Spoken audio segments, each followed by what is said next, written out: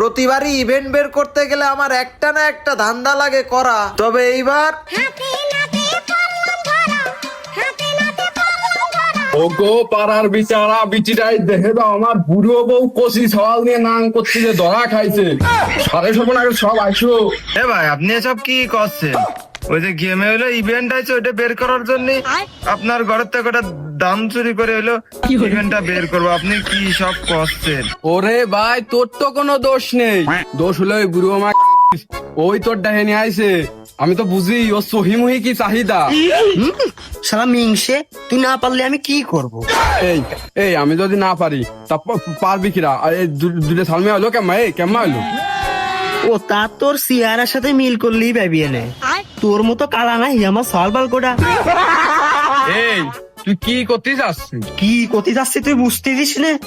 ওর আমার ভালো লাগেছে, আমি ওর সাথেই নিয়ে বসবো। আলাম চুরি করে ইভেন্ট পূরণ করবো, এমন বলে বিয়ে করতে হবে।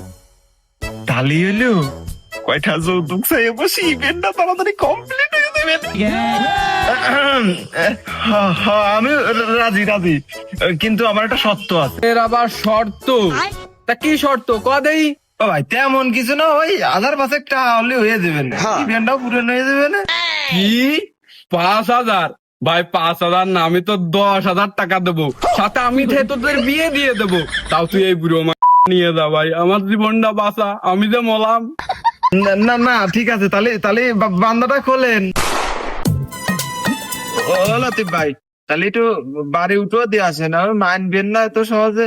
ও নিয়ে তুই টেনশন করিস নে, তুই বউ নিয়ে আমার বাড়ি থাইস, মাঝে মধ্যে আমার একটু সুযোগে সৎ ব্যবহার হলো। না না না, আমার বাড়ি উঠে দিয়ে আসেন লতিফ ভাই, চলো।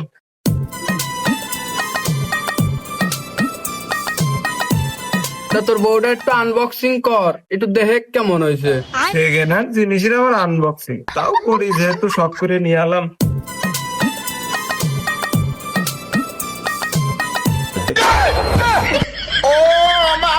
And Eid Mubarak. লতিফ ভাই, কি ধারি? হ্যাঁ। ও এটা তো ওর দোষ না, এটা তো হরমোনের দোষ। আমি এই নিয়ে 20 বছর পার করে দিছি। যাও ঘরে যাও। ও মিংসের কথা বাদ দাও, তুমি ঘরে চলো। আসো, আসো। তো আমি এরপরে অতি দুঃখের সহিত বলতাছি, অনেক দুঃখ কষ্ট মারিয়ে আমি বেশ কিছু যৌতুকের টাকায় ডায়মন্ড নিয়ে চলে আসি, এবং আমি চিন্তা ভাবনা করলাম যেহেতু আমার ইভেন্ট বের করার নেশা অনেক আগে থেকেই, তো শুরু করে দিয়ে আর দেরি কেন করবো। আর এই বান্ডেলটা মোটামুটি আমার কাছে খারাপ লাগেনি, ভালো লাগছে। আর নর্মালি আমরা কিন্তু 45 ডায়মন্ডের একটা স্পিন করে দিলাম। এখন এই ইভেন্টে কতগুলো ডায়মন্ড খাবে গেলে না এটা আমার জানা নেই, তবে এখানে মেবি 200 টোকেন হইলে আমরা পাবো, তো ব্যাপার না। যাই হোক, আমরা ফ্রি একটা স্পিন করলাম, ফ্রি স্পিনে তো ফ্রি এই যে টোকেনই দিবে, তো ব্যাপার না, আমরা আবারও স্পিন করবো। গতদিন এই নারুটো ইভেন্টে গেরিনা, এ ভাই এই আই এই এই এটা কি স্বপ্ন নাকি ভুল? মানে ভাই কেমনে এত তাড়াতাড়ি এই বান্ডিল আমাদের দিয়ে দিল? মাত্র আমরা মেবি 3বার স্পিন করছি, একটা ফ্রি স্পিন আর একটা 45 আর একটা 90 ডায়মন্ডের। ভাই গেরিনা, ও ভাই কিছু বলার নেই। ও একটা জিনিস হচ্ছে যে আমি বলি, গেরিনা মনে করে একটা ইভেন্টে কম ডায়মন্ডের মধ্যে দিয়ে দেয়, আর একটা ইভেন্টে এত পরিমাণ ডায়মন্ড খাবে এটা কল্পনার বাইরে হয়ে যাবে। তো যাই হোক, অবশেষে আমরা বান্ডিলটা পেয়েছি, এটা ভালো। তবে আমাদের আরো যে ইভেন্ট গুলো আছে ওটা কিন্তু কমপ্লিট করতে হবে, তো চলো। না ভাই, আমি দেখো শুনছি যে এই MP40টা নাকি খুব পাওয়ারফুল, তো এটা তো বের করতেই হবে। আর যেহেতু আমাদের হাতে ডায়মন্ড রয়েছে, আর তার থেকে বড় কথা যেহেতু যৌতুকের টাকা ডায়মন্ড রয়েছে, মানে আরো তো মানে কোনো প্যারা নেই, চিল। চলো আমরা স্পিন করি, এখানে কিন্তু উড়াদুরা স্পিন করবো। এখানে কিন্তু 250 টোকেন লাগবে আমাদের এই MP40টা পাইতে হইলে। তো এখন চিন্তা ভাবনা হচ্ছে যে আমাদের যদি ওই ইভেন্টটার মতো এখানে নর্মালি আমাদের এই ইভেন্ট মানে MP40টা এত অল্প ডায়মন্ডে গিয়ে না হুট করে একটু মন যদি খোলসা করে আমাদের দিয়ে দিত, তাহলে তো মানে কিছু বলার নেই। আমি তো বললাম, কারণ গেরিনা যখন দেয় তখন ঢেলে দেয়, আর যখন দেয় না তখন মেরে দেয়। এখানে MP40 যে লুকটা, এটা কিন্তু নর্মালি ডেঞ্জারাস যে MP40 গুলো আছে যেমন কোবরা, পোকার, এইগুলোর যেরকম একটা লুক, ওরকম কিন্তু একটা লুক দিয়েছে। তবে ওইগুলার যে একটা অ্যাবিলিটি, ওইরকম কিন্তু পাওয়ারফুল আমরা দেখতে পারতাছি না। তবে যাই হোক, আমরা একটু বের করে দেখি, খেলে দেখি যে আসলে কেমন চলে। অনেক সময় দেখা যায় যে এগুলোতে আবার